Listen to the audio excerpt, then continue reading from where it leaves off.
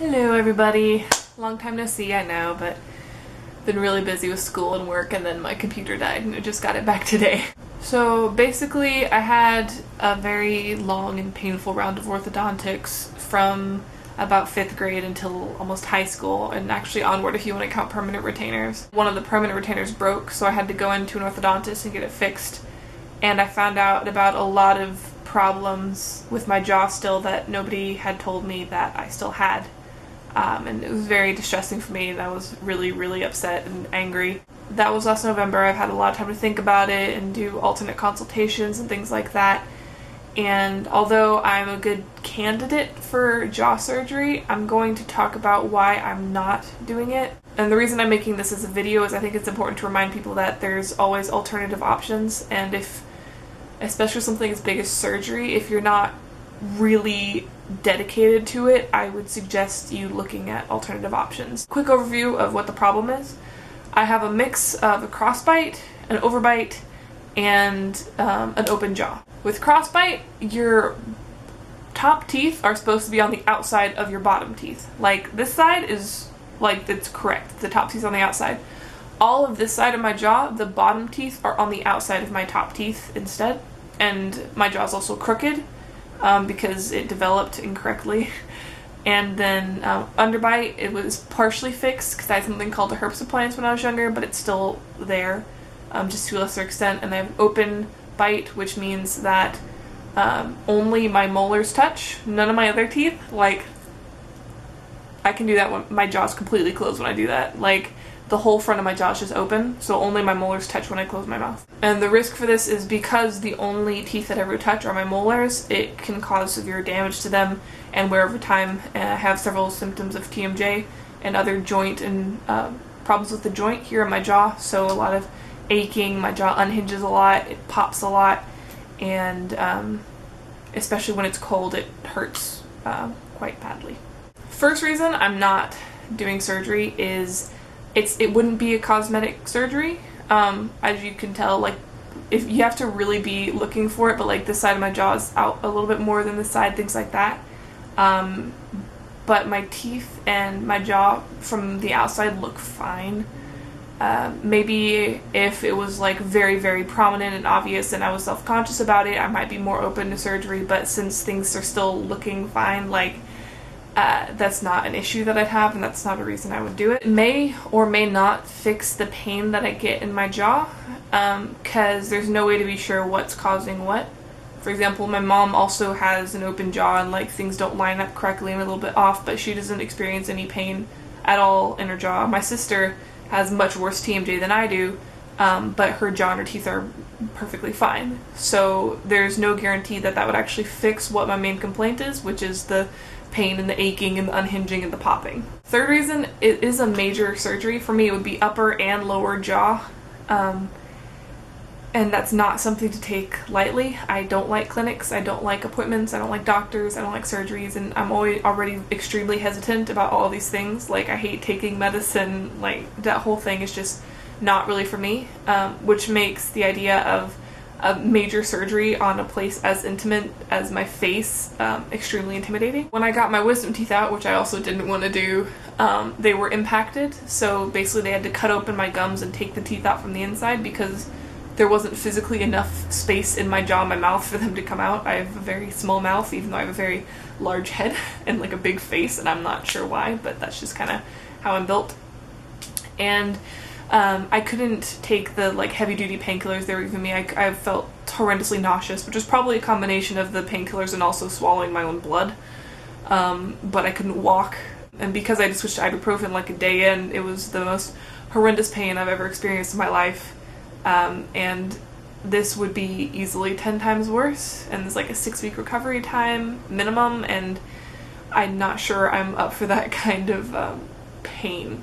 Another thing, when I got my wisdom teeth out, I realized how vain of a person I actually am, which I'd never really considered myself before, but the whole left side of my face was swollen up, like it looked like I had a baseball just on the inside of my mouth right here, even though the right side was mostly fine.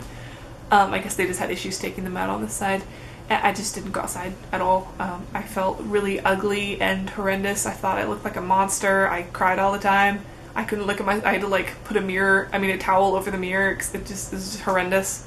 And again, this would be easily 10 times worse. The swelling can take up from 6 months to a year, like residual swelling, to go down completely. If you look at people who've had jaw surgery, it's like really, really bad and so painful looking. They have to sever a lot of nerves to cut your face open. They're basically breaking your jaw, and they would have to break the roof of my mouth and spread it apart further, which the palate expander didn't do successfully when I was younger. Also, along the lines of vanity, I would have to have braces again for approximately a year before surgery and approximately a year after surgery. And it's like, it was bad enough when I was 10. Like, I'm just starting to like feel like an adult. I don't want to have braces again. Even when I was younger, I didn't want anything to do with it. I had braces, herb appliance, palate expander, several rounds of like, of course, spacers and rubber bands and all of this mess, and I hated every moment of it. It was all very painful. I didn't care. Like, even less than halfway through, I remember asking my mom, like, I don't care if my teeth are ugly, I don't care if they're crooked, I don't want to have these anymore. And I was forced to keep all that in when it was never my choice in the first place.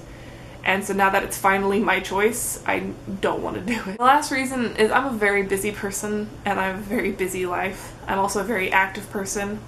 I end up either doing circuit training or my circus stuff, or going to the climbing gym probably 5 to 7 times a week. And that's my way of relieving stress. Like, you can't work out at all for at least 6 weeks, and then after that you're still limited by the swelling and the pain and everything. And I think if I just had to, because I'd also have to go to Houston, which I don't live there anymore, I live in Austin, but I would need my parents to take care of me. The idea of sitting around in Houston in pain with nothing to do, not able to go to my normal forms of stress relief and entertainment, not being able to work out, nothing sounds like absolute hell. And that also goes along with the matter of weight loss. Like, they say, oh, the average person loses between 5 and 15 pounds because of surgery. But it's like, you can't eat solid food for a month and a half. Like, that's such a lie. And they may be rare cases, but the 2 people that I know who have had this surgery are actually both around my size. I'm 6 feet tall and would go between like 180, 185 pounds. And I know one girl who's had it, who she's like 5'10", 5'11", started 180. And then a friend's ex-boyfriend who's 6 feet tall, my height, and started 190-ish. And she went down to like 135, and he went down to the 140s. And just because you just can't eat, and I can't risk that. Like, I've worked so hard to be as strong as I am now, and the thought of losing all of that, even the thought of it just makes me feel absolutely miserable.